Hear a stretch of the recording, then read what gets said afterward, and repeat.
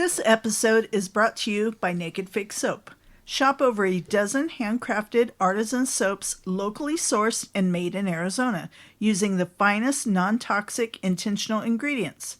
Naked Fig Soap also offers facial care products along with accessories like soap dishes, soap saver bags, and more.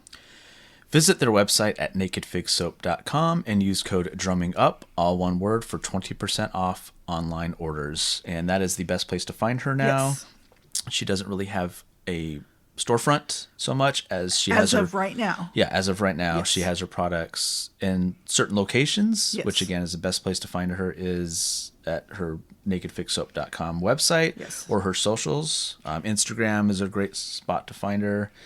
Ask her any questions where she's going to be at like a farmer's market. Yes. You can find all that out. Or But coming up, she's Yeah. moving to bigger and better opportunities. Yes, absolutely. And we're very happy to hear that because, Yes. you know, we just want to make She's one sure of our she's doing okay. favorite companies. Oh, yeah. Whenever we're getting low, we always place our order. Yes. You know, and again, use that code drumming up, Yes. all one word, to get that 20% off discount. For sure. nakedfigsoap.com. It'll be in the show notes. We'll have her website. And then the best thing to do is from the website, go find her socials, follow her. That helps her. And by you doing that, it helps us because we know you're listening and we know you're buying her great products. She also offers tattoo care and everything too. Yes, so she does. just a ton of stuff that she does. It's all locally made and everything. So what was that website again? That is nakedfigsoap.com. Using code drumming Drumming up, Up. all one word, for 20% off at checkout. Hi there, this is Julian of Gorad, and you are listening to Drumming Up Conversation. Hell yeah. Drumming up conversation. Drumming up, yeah. Drumming up, yeah. Drumming up, yeah. Conversation. Drumming up, yeah. Drumming up, yeah. Drumming up, yeah. Conversation. Drumming up, yeah. Drumming up, yeah. Drumming up, yeah. Conversation. Drumming up, yeah. Drumming up, yeah. Drumming up, yeah. Conversation. Yeah.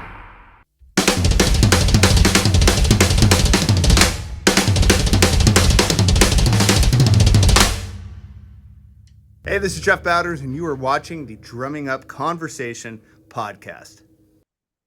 Hello and welcome to Drumming Up Conversation. I'm Justin Wood. I'm Andrea Wood. You're coming in hot Yeah. on my headphones. Intro and outro music is provided by Arizona prog metal band Temporal Displacement. Sorry, the dog is licking my foot and I don't like my feet touched. You can email us at drummingupconversation@gmail.com. You can find us on Instagram, Facebook, and YouTube at Drumming Up Conversation, and on X, Drum Conversing. And you can listen to our audio versions on Spotify, Apple, or wherever you listen to your favorite podcasts. You can watch our video version on YouTube. Don't forget to like, subscribe, rate, review, tell a friend. Yeah. Be a friend, tell a friend. Be a friend, tell a friend. So speaking of friends, we found out that there was a letter given to someone a couple days to cease and desist. First, Walker, the thing, Colin. I was given a cease and desist to not be able to use the band name anymore. So, Pat Taylor and Frank Macy and Jake all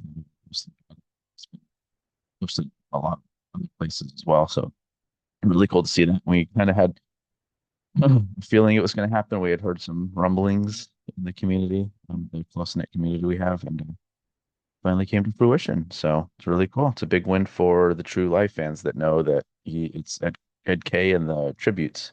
So He continues.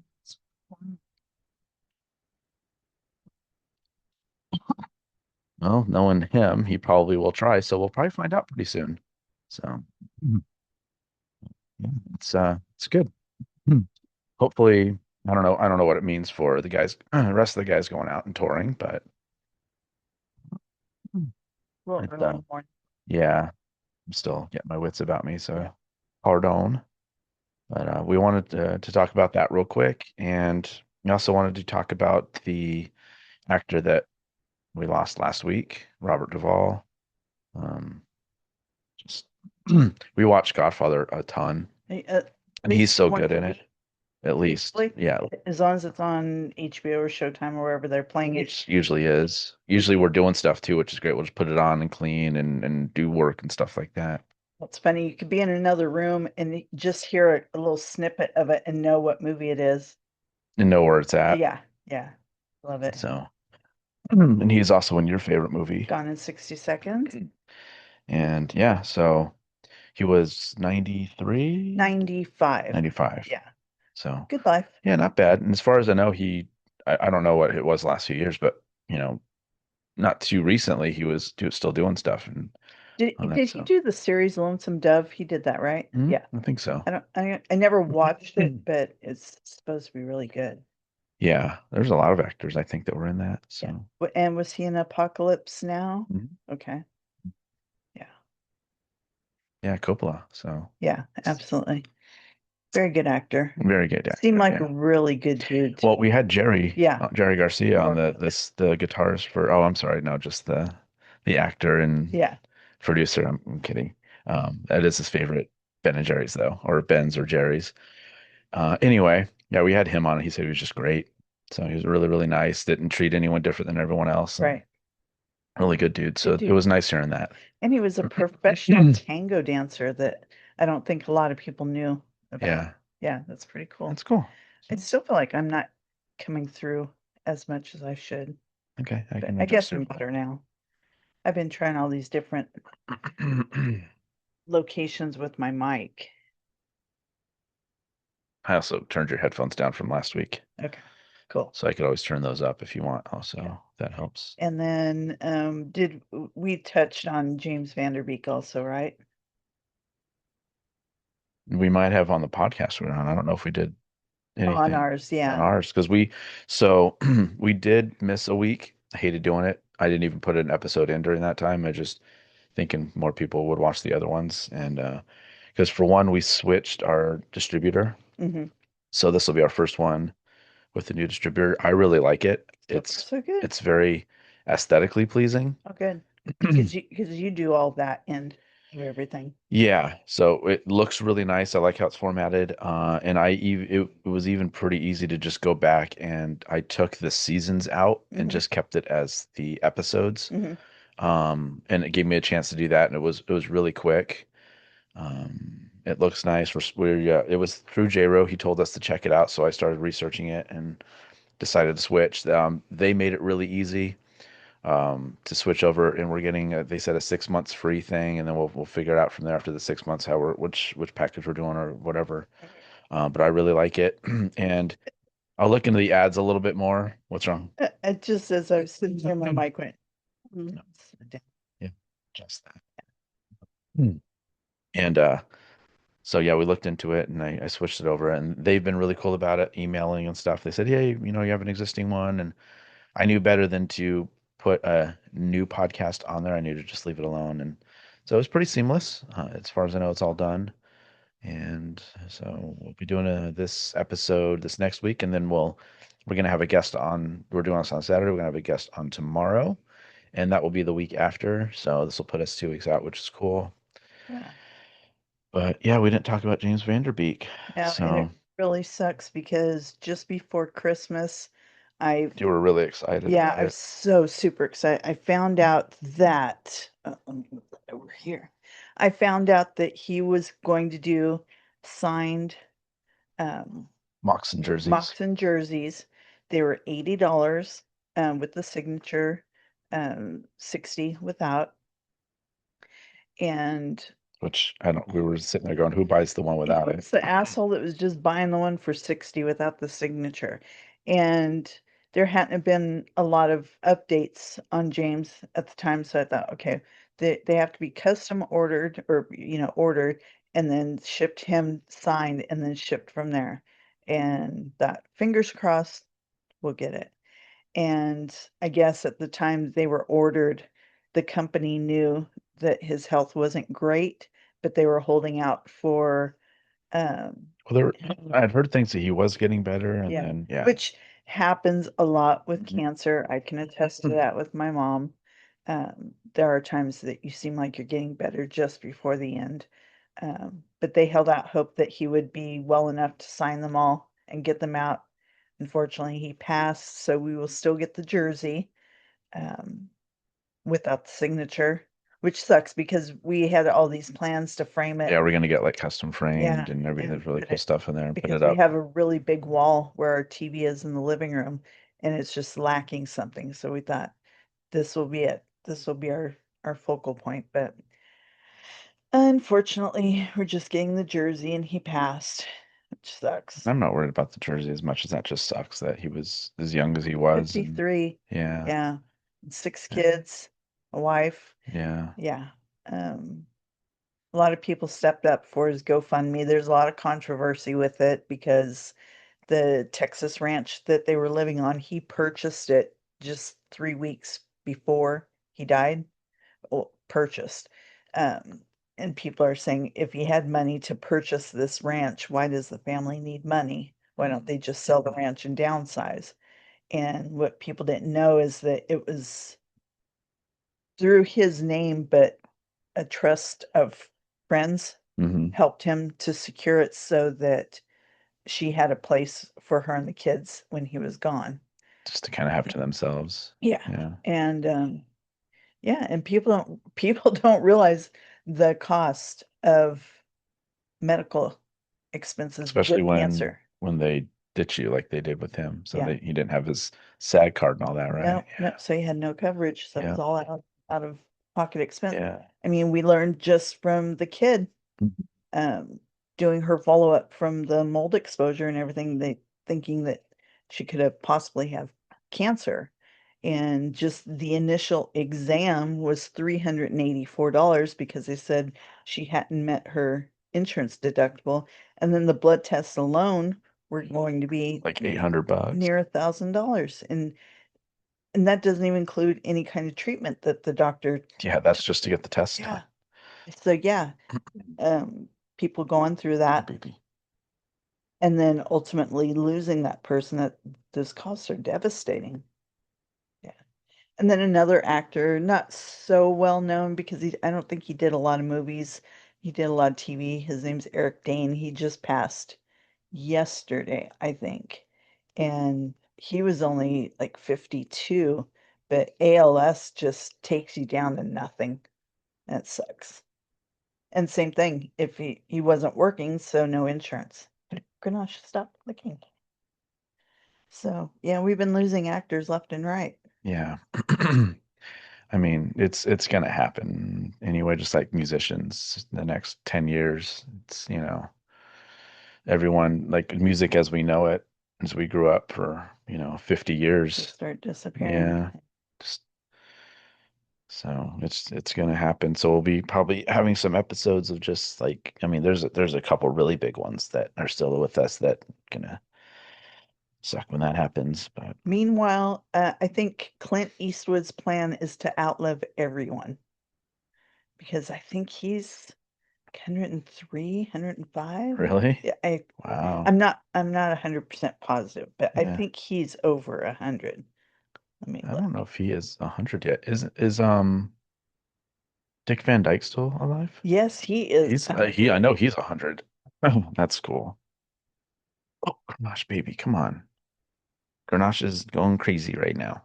Oh, I take that back. Clint Eastwood's 97, 95. 95. Okay. Yeah, So same age as Robert Robert Duvall. Duvall. Yeah, I didn't think it was 100 yet. I know Dick Van Dyke is, and then yeah, um, Bob Newhart we just lost, right? And he hit the 100 mark, didn't he? I think so. Isn't Feeney getting up there too? Beanie's getting up there too. Yeah. He still has his wits about him. Yeah. I think he was just on like the Boy Meets World podcast or Yeah. whatever recently. Yeah. Pod Meets World. Yeah, that's it. Yeah.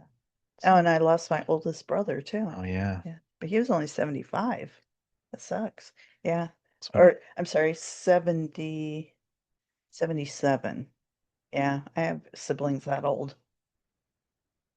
Yep. Okay. All right. Well, anyway, off of that, we will start our actual themed episode. So, which all that gave me time to kind of get my wits about me and clear my throat a little bit. Grenache, baby, you're hitting the microphone. So this one we aptly titled "Cursed Movies, Actor Feuds on Set, And I have Robert Duvall in here just as a note. But Mhm. so, did you want to go first? Yeah. Okay. I'm doing actor feuds on set first. My first one is Tom Hardy and Charlize Theron, the Fury Road feud. That was the Mad Max. Mad Max series, yeah, it was when they like brought it back in the 2000s. They had a lot of feuds, whatever, just from, I guess, Theron's very meticulous on set, I guess. It's Always on time on or before time, time. yeah, always ready to go. And I guess Tom Hardy was the opposite. He would show up late. I think one of them said he was like 3 hours late on one of them. Wow. And yeah, just came down to work ethics and just the environment, I guess. It was just a crazy environment. It says that Theron was a former dancer and disciplined and punctual, and Hardy was more of a method oriented and frequently tardy. And when I read that, I was like, oh, tardy Hardy. I So didn't make that comment. yeah, I saw that the other day, and I was like, oh, that's funny. That's probably too That, easy, that was probably his nickname on set. probably, and probably gave him a complex, and maybe he's better now.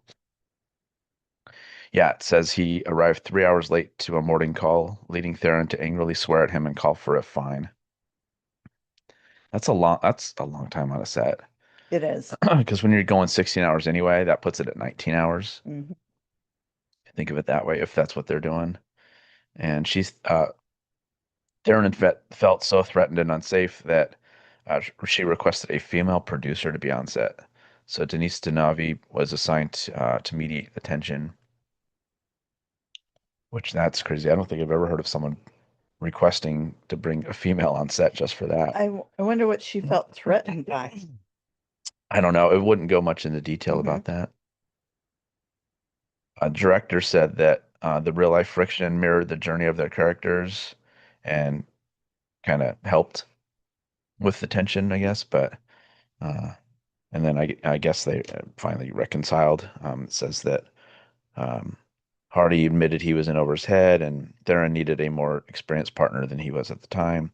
And she acknowledged they were both in survival mode and has expressed deep respect for Hardy's talent, noting that they ended the shoot on civil terms. And as a peace offering, Hardy gave Theron a self-portrait painting with an inscription that signaled their hard-won respect.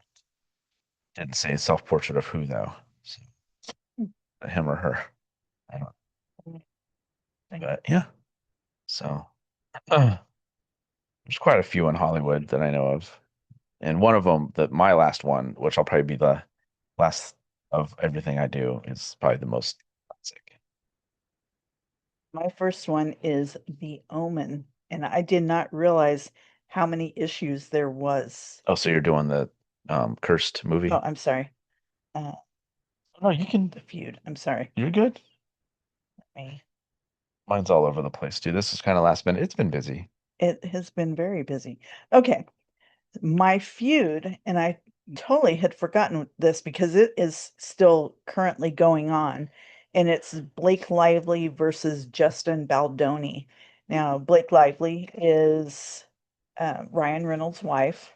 She was in that movie with Ben Affleck. Um, was it where they were in Boston? I think they were robbing things. The Yards? No. No. Um, District? It'll come to Something, me. yeah. Yes, that's something.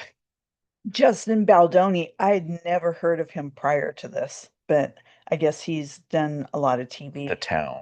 The Town, that was it.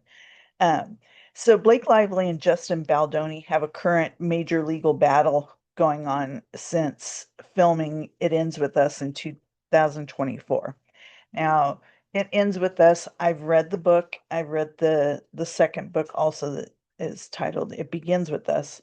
And from what I read, the book, Blake Lively wanted to shift the meaning of the book, like a complete turnaround, and she wanted to film it in a different way. It involves child abuse, abuse from a partner, and reconciliation. And she kind of wanted to romanticize the abuse part, which makes absolutely no sense. Lawsuits are alleging sexual harassment, bullying, and a smear campaign. Tensions began during production when both stars had different versions of the movie. Blake rewrote parts of the script several times, and Blake accused Justin and his production company of creating a hostile work environment and executing a retaliatory campaign against her. So I guess during like press junkets, they went out and she talked up the movie about how she kind of took over and rewrote things and made it the way she wanted. And he went out and he didn't do much for press junkets because he wasn't happy in product. She said that he engaged in disturbing and unprofessional behavior, such as entering her trailer while she was breastfeeding her baby. And then on the flip side, other people said that she had requested him to come to her trailer while she was doing that to rewrite scenes. So there's all the he said, she said, she said, She said, she said, she says she showed as by the opposed to seashore. Yeah. She said he improvised physical intimacy while shooting scenes. On the flip side, he said that she was the one that brought in kissing scenes at inappropriate times, and without even telling him prior, just as they were filming, she initiated them. Um, she was upset when he asked how much she weighed due to a scene where he had to lift her off the ground. His retaliation or his excuse for that, I guess not retaliation. His excuse for that was that he had a bad back. I don't know if there was prior surgery involved, but he had to know how much she weighed to lift her up. She thought that was inappropriate. She cried to her husband. Um, and then she said that he didn't promote her well enough at the press junkets. And then he countersued her for $400 million. And this is still going on in court. It's against her and Ryan Reynolds.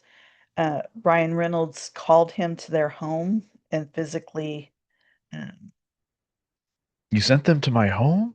physically threatened him.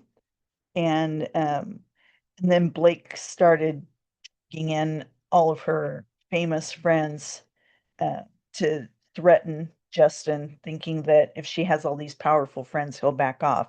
She brought Taylor Swift into the lawsuit.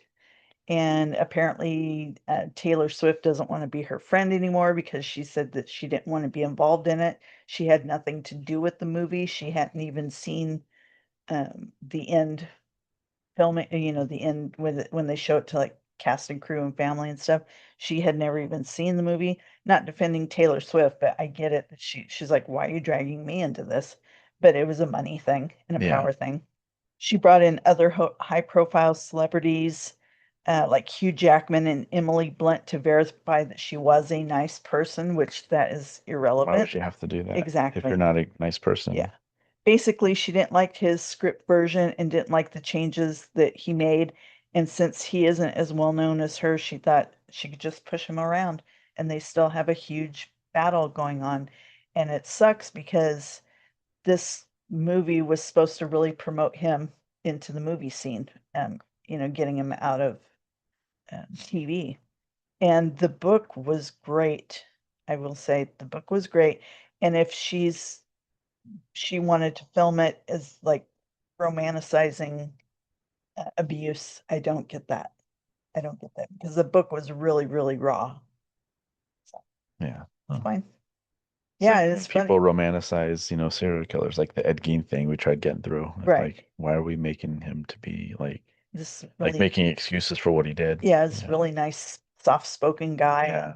Didn't sound like that at He all. didn't sound like that at all. Yeah. Didn't do it. Yeah, I don't know why Charlie Hunnam Waste. took the character in that. Because someone let him point. do it. Yeah, Shitty director, probably. Yeah. Just let him do it. let him do it. Don't. Yeah. We would have watched it otherwise. Yeah, I couldn't If do it. Just, and I get it. He has an accent because I think he's either British or Australian. I get covering up the accent, but I don't get the soft voice. Yeah, I don't know. Because It's weird. anybody that's still alive and familiar with the case said he was never like that. No, he didn't Yeah. sound like that at all. It's crazy. All right, I will start with a cursed movie. A cursed movie? Yep. My first is the Poltergeist curse. Yeah. and it's most enduring. It has some urban legends with it and stuff too, but there is some tragedy, and early deaths of four cast members as well. And I don't know what's going on with my headphones right now. Okay, there we go. And maybe it's cursed. Maybe it is cursed. So, the source of the curse is that the production invited malevolent spirits by using real human skeletons as props during the iconic swimming pool scene. Special effects artists reportedly used real remains because they were cheaper than Isn't manufacturing. that crazy? Yeah, that's crazy. Plastic ones. And the lead actress, Jo Beth Williams, only discovered she had been swimming with actual human remains years later when she encountered a member of the crew. Well, I mean, I don't think they would want to tell them because they wouldn't do it. That would terrify you, and you would Yeah, be haunted by that for years. yeah. And so the key tragedies are Dominique Dunn, Dana Freeling. Just 5 months after the film's release, the 22-year-old actress was murdered by her abusive ex-boyfriend in her driveway. Heather O'Rourke, Carol Ann Freeling, the face of the franchise, died at age 12 in 1988, 4 months before Poltergeist 3 was released. Her death was caused by cardiac arrest and septic shock resulting from a misdiagnosed congenital bowel obstruction. I don't know why I struggled. See that in her face Mhm. as she got older because she started getting really puffy. I don't know how they misdiagnosed that. Yeah. And this one has to do with some character in Poltergeist 2, died of stomach cancer at age 60 in 1985, shortly after completing his role, but before the film's release, and that was Julian Beck.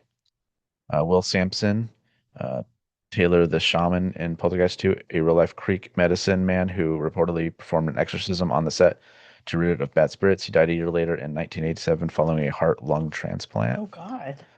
And some more incidents. On-set accident during the first film, young actor Oliver Robbins was nearly strangled when the mechanical clown toy malfunctioned during a scene. Still, Steven Spielberg had to intervene to save him. And this is more of a coincidence thing, which I don't believe in coincidences, but in a scene from the first movie, a Super Bowl 12 poster is visible in Robbie's room. Heather O'Rourke died the day after that specific Super Bowl took place in 1988 in the same city, San Diego, where the game was played. Wow. And there's a How fire. did they have a future Super Bowl poster? Just like we can see the Super Bowl, like the picture with the Roman numerals on it, Mhm. like the year before or 2 years before it comes out. It's just something like that, just Okay. hanging on the wall. Didn't have like the teams or anything because I wouldn't know that. It's crazy. Yeah, and then the last one I have is set fire. A major fire broke out on the set of Poltergeist 3, destroying Major a fire. parking garage set and injuring several crew members. So it sounds like it continued throughout the sequels as well. So Yeah. So I have the Omen. Let me start this over again since this was almost my first segment. The Omen. I never knew until now all the crazy things that happen on that. I don't know how I didn't know all this because I love that movie. 1 month before filming, Gregory Peck's son committed suicide. So he had already committed to the film, and then just 1 month before they started, he killed himself. so two commits, huh? hmm As Gregory Peck flew from the studio to the filming location, his plane was struck by lightning. Another one. Then the executive producer Mark Neufeld's plane was also struck by lightning. The hotel that Neufeld and his wife stayed at was bombed by the Irish Republic Army. The crew had a small plane to do some aerial shots, but at the last moment, the plane was given to another client. That plane crashed during takeoff and killed the entire crew on board. Everybody on board Wow. died. Yeah. And while filming the zoo sequence, the boy playing Damien got the baboon so riled up that an animal handler was called in to help. So, um, Baboons are crazy. yeah, do you remember the filming of that? That part in the zoo? Mhm. They're all going crazy. I had no idea that was all caused by the little boy. Um, so they called the animal handler. The Antichrist. Yeah, they called the animal handler in, and the next day he was mauled by a tiger and killed. Crazy. The creepiest curse of the movie happened to special effects supervisor John Richardson. His big FX sequence was when a character is decapitated with a sheet of glass. If you remember that part also. I remember all Yeah, of it. okay. We didn't watch it that long ago. Yeah. While filming his next movie in the Netherlands, he and his assistant were involved in a car crash, and the assistant was decapitated by auto glass. It's rumored, let me flip my age. It's rumored that the accident happened near a road sign that said Omen, Ommen, in the Netherlands, 66.6 kilometers away. And that's weird. It's really weird. The initial idea for the movie came from an advertising exec that told producer Harvey Bernard that a movie about the Antichrist would be really cool to make, but shouldn't be made because the devil wouldn't want it to be made. Crazy. I kind of want to rewatch it or reread it now. I love that movie. Some of those. Okay. So my next first movie is The Crow. And I have to say 1994 because they remade it for some reason. Don't know why. It's primarily linked to the tragic death of its star Brandon Lee and a series of eerie mishaps that plagued the production. Many fans and historians connect these events to the Lee family curse following the equally mysterious death of his father, Bruce Lee, two decades earlier. Which I think the rumor is, or what makes most sense, is he took get something for a headache and never woke up for it. I think is the one that they said was probably the biggest cause of it because he didn't take stuff like that, and it probably just had a adverse effect to him. So, but the death of Brandon Lee on March 31st, 1993, with only 8 days of filming left, he was fatally shot during a scene where his character Eric Draven is killed by a gang. The technical failure in a previous scene used dummy rounds, real bullets with no gunpowder. A lead bullet tip from one of these rounds became lodged in the barrel of the 44 Magnum revolver.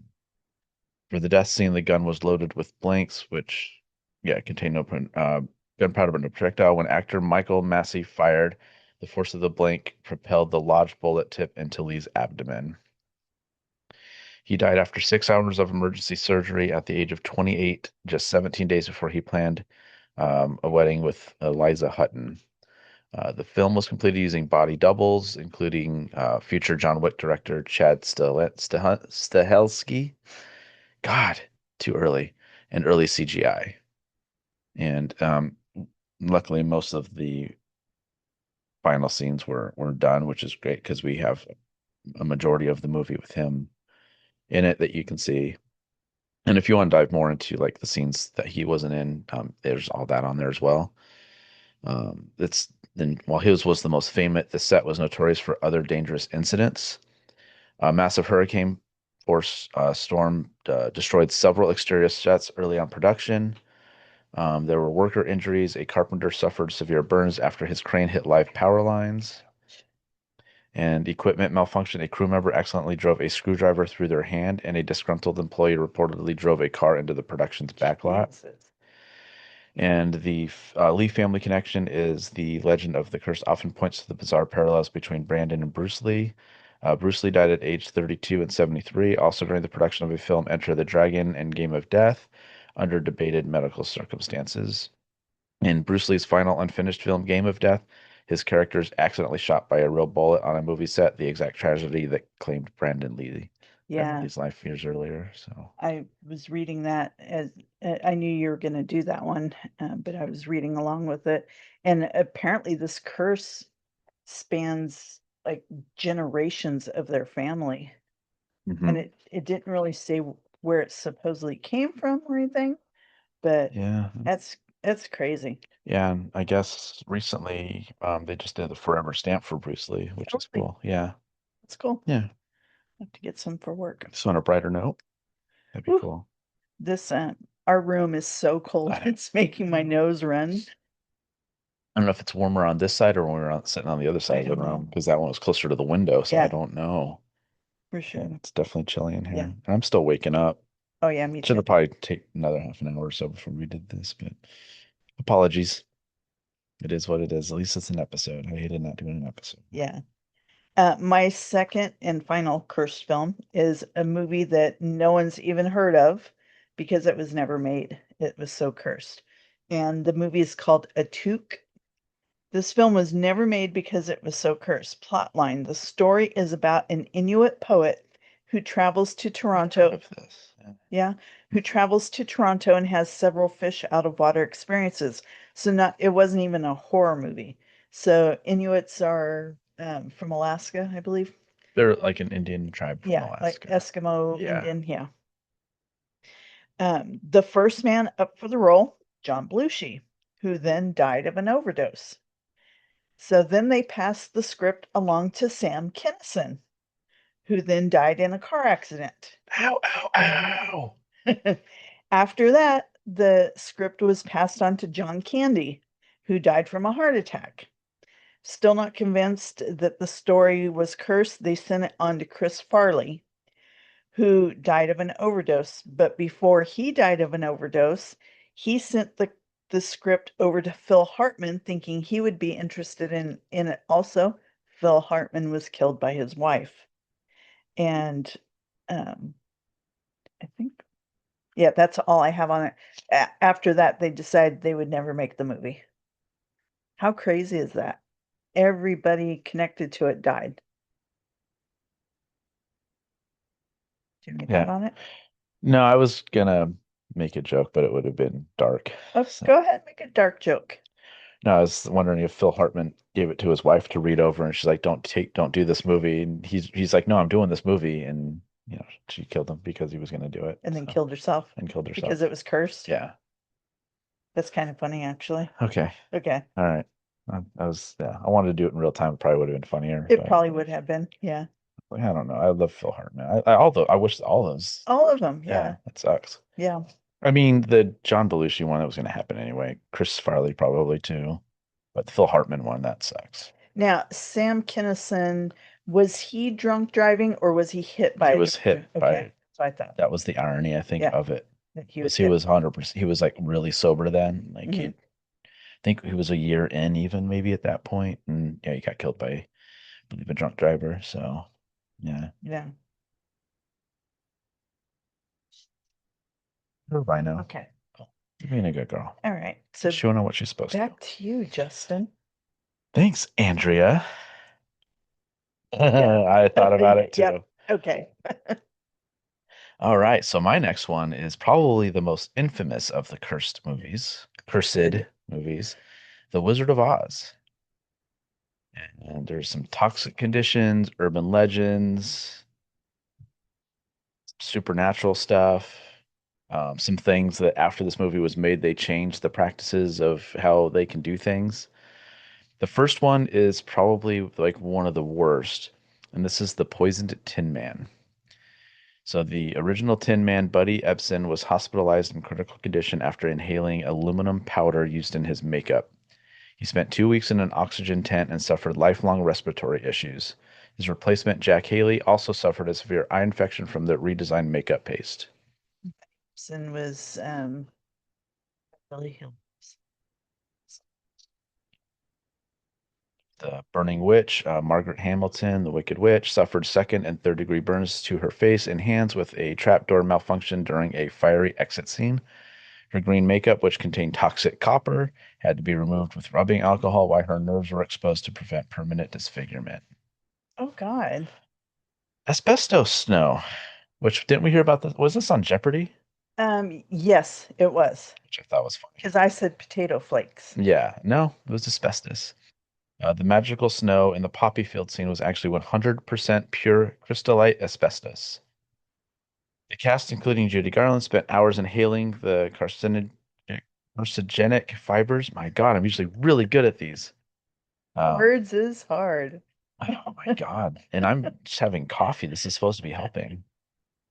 The exploding broomstick, Hamilton's stunt double, Betty Danko, was severely injured when a pipe designed to emit smoke from her broomstick exploded. She suffered a deep leg gash and internal damage that required a hysterectomy. Oh my God. And I never heard this. And then there's the treatment of Judy Garland. Studio executives placed 16-year-old Garland on a strict diet of black coffee and cigarettes and provided pep pills, amphetamines to keep her awake, and sleeping pills to help her rest. There's some debunked urban legends. Then again, I've heard some of this is true as well, and they probably say it's debunked because they don't want any more heat on this. The hanging munchkin. A persistent rumor claims a munchkin actor committed suicide on set and is visible in the background as the trio follows the yellow brick road. Historians have debunked this, identifying the movie Shadow as a large bird, likely a crane or emu, borrowed from the LA Zoo. A tree? An emu in Right. a tree?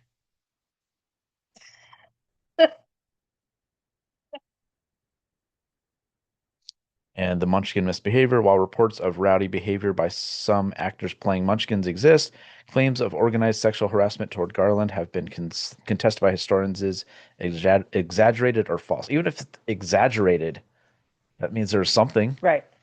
And weren't the Munchkins like treated horribly also? I heard it was a little bit of Or was both. that other movie Freaks where they were treated really bad? Freaks was weird too. I'm not sure on that one. I think some of them were in that as well. Yeah. Um, Oh my God, I couldn't imagine having an accident so severe that I needed a hysterectomy. That's just wild. yeah, Crazy, yeah. crazy. All right, what do you got? Okay, so I'm back to the feuds. Okay. Feuds. Feuds. And I only have the one left. And it's Tippi Hedren versus Alfred Hitchcock. Tippi alleged severe sexual harassment, obsession, and professional sabotage. Hitchcock discovered Hedren in 1961 when she was a model, and he signed her to a 5-year contract, grooming her to be a Hitchcock blondie. And that's weird that that's how the movie industry was ran long ago, where if someone was discovered, they were instantly signed to so many So years. many movies. Yeah, Yeah. it's crazy. And I don't think they do that anymore at all. I think every actor has control of what they do. It depends. I mean, unless it's like a franchise movie. Yeah, Yeah. exactly. Um, Well, like Ralph Macchio when he did Karate Kid, um, they had told him like, there was something in the contract I think that said if there's sequels, you have to be this contract binds you to stop anything else you're working on and do the sequel and stuff Wow. like that, I believe. So that's why he did 1, 2, and then why he did the performance he did in 3 because he just didn't want to do that anymore, which he was unhappy with. And I think now he really regrets being like that because there's so many great trilogies out there, and honestly, the third one is the worst one, but in my opinion, I think it's the best one for the villains. for sure. Um, Yeah. I mean, the Cobra Kai series wouldn't have gone as long as it did if it wasn't for the third one, but Yep. he wasn't great in it, so and you can just tell. But yeah, so I think that was one of those. Yeah.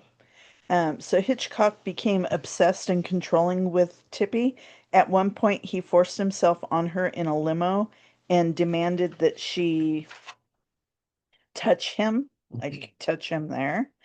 And Hitchcock forced her to shoot the attic scene in The Birds, where she was attacked by birds for 5 the first days. 5 days. He She did that. was locked in the room or Yes, whatever. Yeah. and she was told that they were going to be mechanical birds. They weren't. They were real birds. Yeah. And it left her physically injured and psychologically traumatized because that whole scene, she's getting attacked by birds. They're pecking at her arms, her feet, her face. They were scratching her, Mhm. and And those screams are all real, and yeah, it's and he insisted that no one on disturb her. set touch her or disturbed her or not manipulated, but monopolized her time.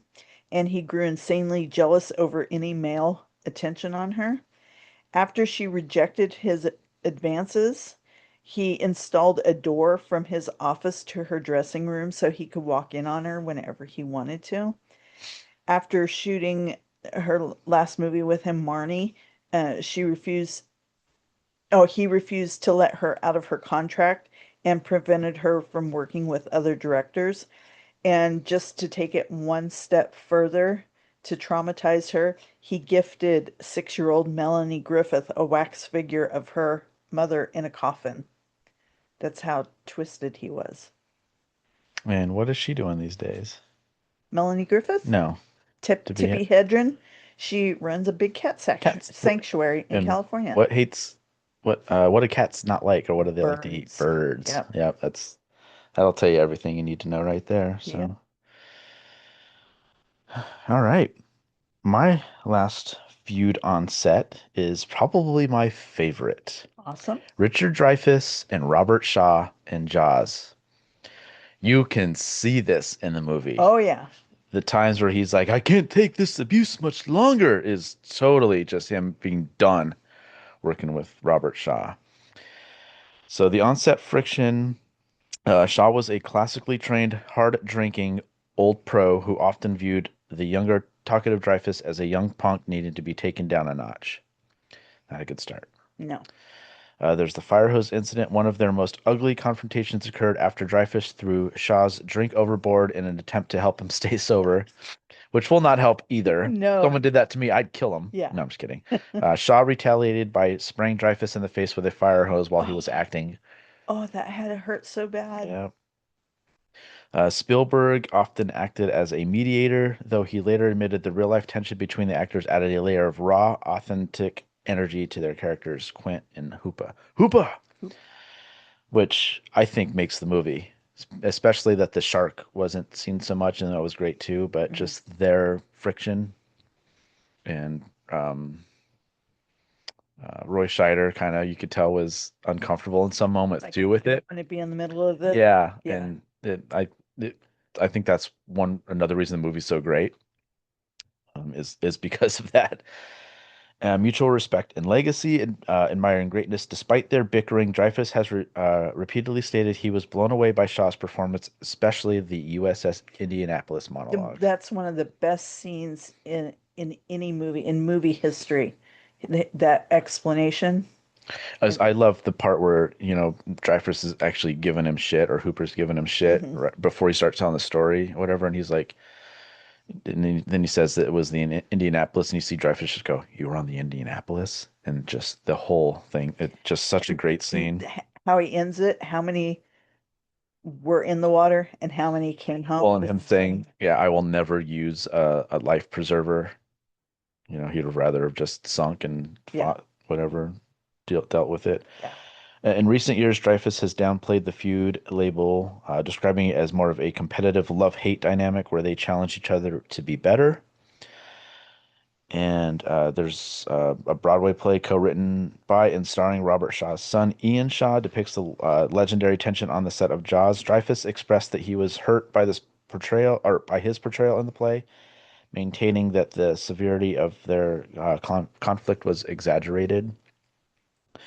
And I went a little bit deeper with this and found key improvised and character-driven moments. The mocking mimicry.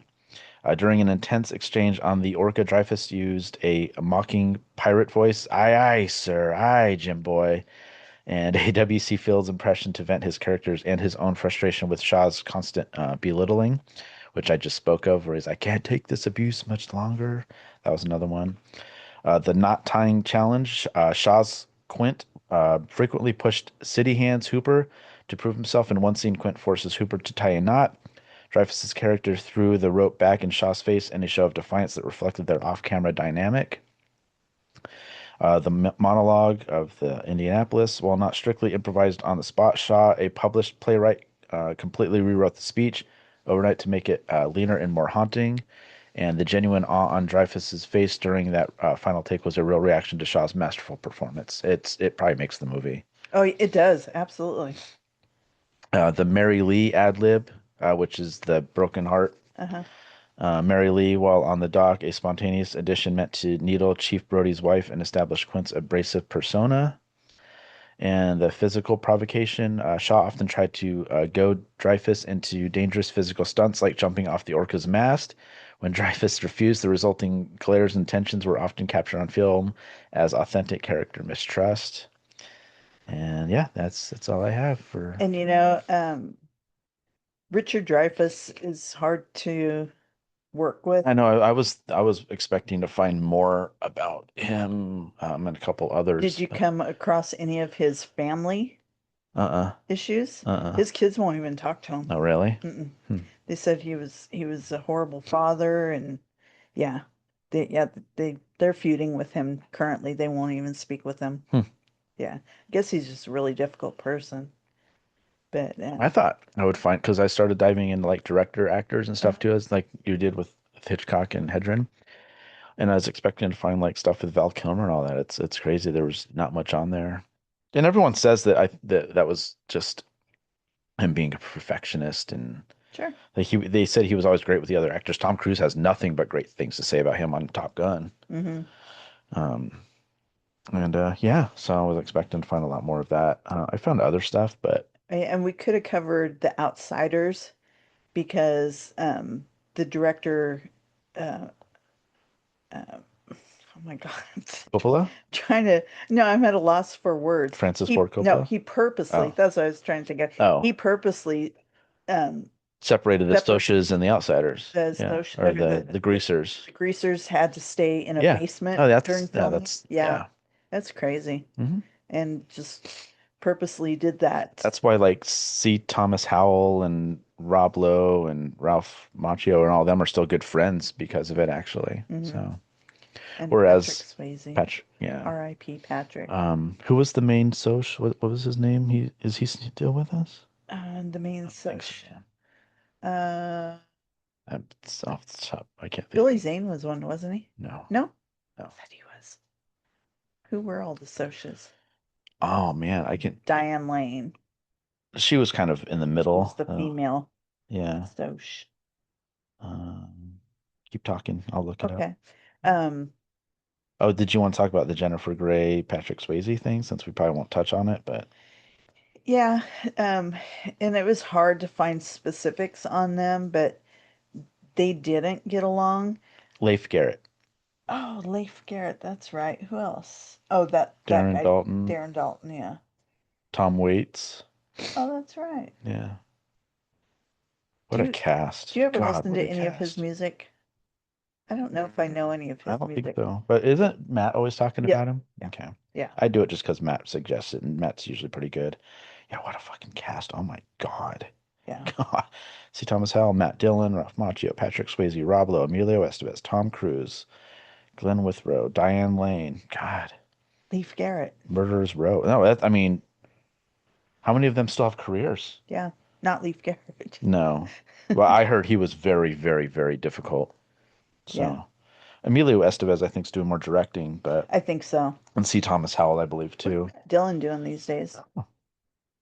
I think he's still doing. I think he's going to be in something big coming up, actually.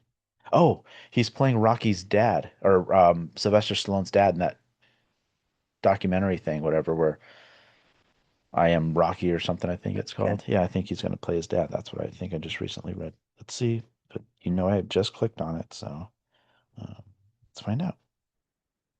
I finally saw an article about Doesn't say. Pat McAfee, that he's going to be on Tulsa King, and that Ari, Gold, Ari Gold I think, is it? That it? wants to make him the next Sylvester Stallone. Yeah. That'd be so awesome.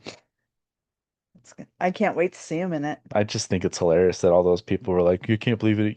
He didn't take that $4 million contract he was offered and just retired, and like he's gonna in 4 or 5 years he's not gonna be anything." He's Don't shit on someone because now he's got two middle fingers pointed right back at you, going, "Oh yeah, what do you saved, think about that?" saved College Game Day. Yeah. He's great in wrestling, which I'm still waiting for him to come I back to know. that and do his 6 month stint. Yeah. Yeah, and now he's going to be in a hit TV I'm show. so And excited about that. Can't wait to see it. good for him. Yeah, absolutely. Hunter. Just Like, a good guy that yeah. just hit it big. Hmm. Yeah. I mean, there's so many rumors about how charitable him and his wife are that people have no idea. And yet, Well, he's essentially self-made. Like he Yeah. had no help doing what he's doing now. his parents weren't He well. was just himself. Yeah. Well, I mean, just the show after football. Like he pretty much invested what he made in football to what he's doing now. Yeah. And there's no chance. I mean, he didn't know if it was going to be successful. He was just him. and then everyone just started wanting to be on his show and the way he talks, and he just lets everyone else be themselves on it too. Yeah. He is, you know, And people harass his he has, wife online all the time, yeah, telling her he's a bad husband, a bad father, and a bad because they podcaster. know, Exactly, yeah. because they're jealous. Yeah. And she's struggled so much with infertility, and you don't need all that stress on top of everything else when they just want to have a family, and be just regular people. They just happen to be famous. Yeah. Yeah. And there's so many people that just are against that. But anybody can make it. You just have to want it and you Yeah. have to execute it. Hmm. Yeah. Just like when we lived in San Luis Obispo, so many people hated Alex Madonna, but didn't know in the background he was paying for hospital bills for sick children and doing so many other good things that people didn't know about. But people hated him because had money. Just jealous, Yeah. especially with the people that did it on their own for the most part, because they're like, well, how come I can't have that? Why can't you? Why That's your problem. That's the Just great thing about like the two America. Pauls. Like I have no problem. I don't even say I get why people hate them. Hmm. They're jealous because they were early on in the YouTube thing and just stuck with it. And you know, if you hate him, then why does he have millions and millions of views on things and all that? Then who's watching these? If all these people hate him, Exactly. you're watching You're it. watching it. So If go you fuck hate yourself. someone, don't watch it then. Yeah. Yeah. Yeah. If I don't like something, I don't watch it. Yeah. I guess what? I change the channel or I stop watching the video. Or you don't read it, Yeah. whatever. Yeah. So I don't need to go, oh, I'm going to watch it because I hate this guy. I'm, That makes I'm no gonna sense. waste my time Yeah. hating this. I'm going to waste the one thing I cannot get back, my time, by watching something I hate and despise and am jealous of. And then make horrible comments about Yeah. it. Yeah. I'll show them. Yeah. I'll show them. Yeah. Yeah. Yeah. While he's doing a frog splash off the top ropes, I'll show him. Yeah. Yeah. Okay. And I'm so excited about the Gina Carano Ronda Rousey Yeah. fight, and that's Yeah. being put on by Jake Paul, Mhm. by his company. Yeah. That's awesome. Yeah. And Jake Paul's fiance just won gold medal in the Olympics, and she broke a record. So they're going to Good get for her. married now. Yeah, because that was That was the stipulation on their that she was going to All American. follow her dreams, and he wasn't going to stand in her way. And then once she's wins the gold and does Mhm. what she wants to They'd do, get then married. they're going to get married, and I think she's going to move out here or do Mhm. something out here. Yeah. So Good for them. yeah, I mean, I could see her doing like a training, like having a training facility and getting the next crop of Okay. Olympians in there or something, something like that. And Yep. yeah, I guess Jake just had another surgery on his jaw. Oh, geez. He said it's because he wasn't supposed to be like talking and doing things during this time, and he's like, "Oops." Well, yeah, and he flew out to watch Huta in her Olympic run too. Yeah, Yeah. yeah. And he cried in the stands when she won. He bawled like a baby. But we've seen from the TV show He's very emotional. he's more the crier. Yeah. Yeah. Yeah. So hey, good for him. Yeah. That's cool. So hate him all you want, but you know Oh, what? You're yeah. just jealous. That's all it is. It's jealousy. It's because, well, he didn't come from money and this and that, and he made themselves, and why can't I do that? No, Everybody has a chance to do just that. so do it. Yeah. We're doing this. We we know our numbers and stuff like that, but we're always just trying to get better and better, and eventually we'll hit our stride. And we're just going to keep working at it. Yeah. Working at it and working at it until we get to the level we want to get to. And we have fun. We have fun doing it Along anyway. the way. Any guests we've had, like they're just so much fun. Like those are my favorite episodes when we have guests on, just because we're learning something new and having fun with it, and just it's making me better as a conversationalist. Just not I early not in the today, morning.